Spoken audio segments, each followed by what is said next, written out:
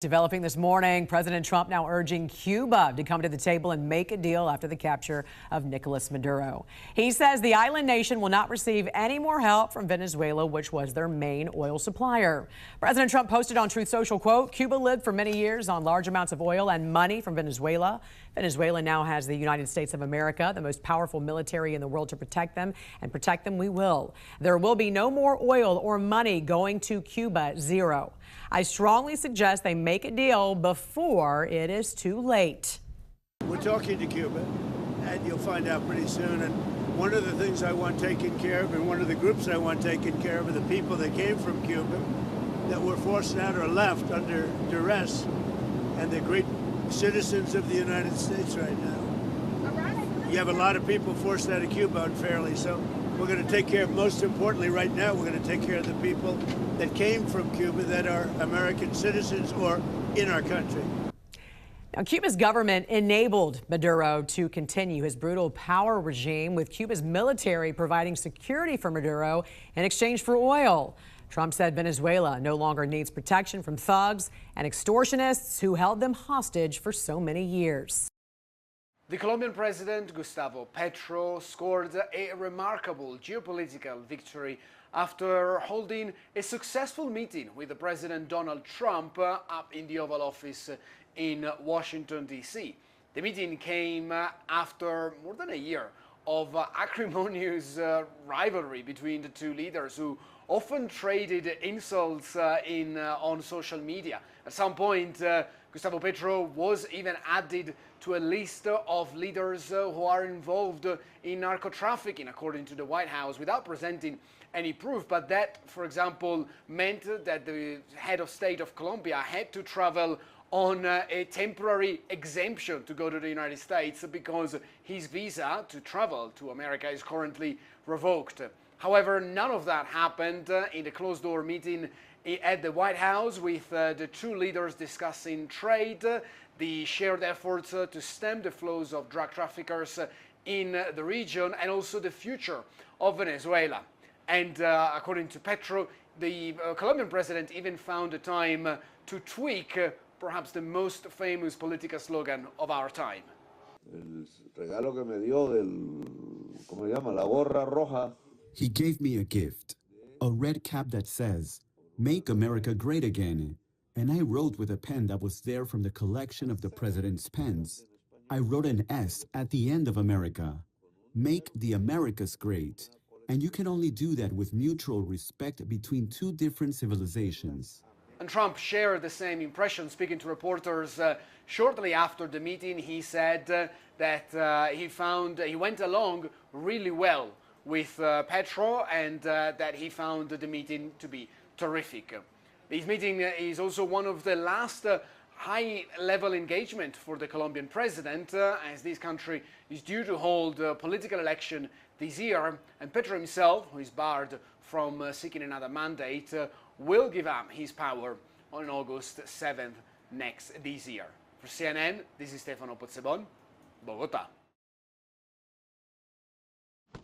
From Ukraine. They have very valuable rare earth. To Greenland. They're going to be involved in mineral rights, and so are we. Even Venezuela. You have minerals, right? All the critical minerals. A recent theme has emerged in American diplomacy. The start of the Trump administration really marked a new chapter of foreign policy. Minerals diplomacy became synonymous with foreign policy. Rare earths are a specific set of metals and minerals which aren't all that rare, but they are difficult and expensive to mine and transform into something that can be used in production. Vital to the U.S. economy and national security, they're in things like smartphones, batteries, medical equipment, and even some cancer treatments. Also fighter jets, submarines, satellites, missiles, and more. Every facet of our national, economic, and energy security is reliant on those rare earths. Right now, China controls about 90% of the world's supply of refined or usable rare earths, a pipeline China spent years building up.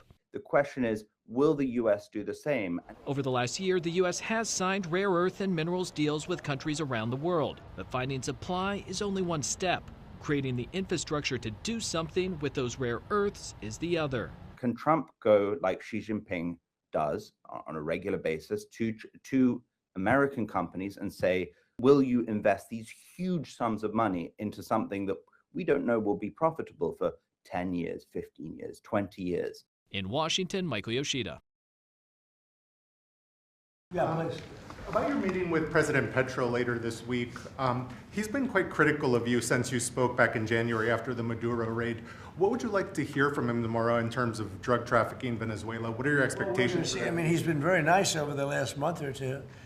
He was certainly critical before that, but somehow after the Venezuelan raid, he became very nice. He changed his attitude very much. So, no, I look forward to seeing him. He's coming in. We're going to be talking about drugs because tremendous amounts of drugs come out of his country. And I look forward to see. We're going to have a good meeting. Yeah. Second best. It was not the first best. I think the first best is what we proposed when I came to office in 2023. I participated in the Barbados Accord. We wanted to see free election. It failed. It failed, and from that moment on, we start asking that Maduro needs to leave. We asked him the good way. He didn't accept it. So I think the second best, what the U.S. did, was taking over. And we know the hard way Paraguay. We know that dictators, they don't go with pamphlets and manifestations on the streets. They usually go on coup or with guns. The U.S. government knows that Cuba is ready and has been ready for a long time to have a meaningful dialogue with the U.S. government to deal with our bilateral issues. At the moment, we've had some exchanges of messages, but we cannot say we have set a bilateral dialogue at this moment. They are attempting to choke Cuba economically as they have been trying to do for the past over 6 decades, I would say. At this moment, they are threatening countries with tariffs to harm them if they, in use of their national prerogatives, they export fuel to Cuba. That will pose a great harm to Cuba. It is the aim to cause as much harm as possible to the people of Cuba. We have to some extent, take a look at our plans, how we use a great quote of austerity, stoicism, sacrifice, and try to overcome reality with the possibility of having very little, a lot of limitations, I would say, in the possibility of importing fuel. We need good public policies. We need countries that actually look at the development industry in 20 or 30 years. Chile is a good example. Chile has a very good state development project, and they basically said 3 things. Let's open our economy, let's build infrastructure, and let's have low minimum government intervention. And Chile today has twice the number of passengers than the average of the other countries in the region.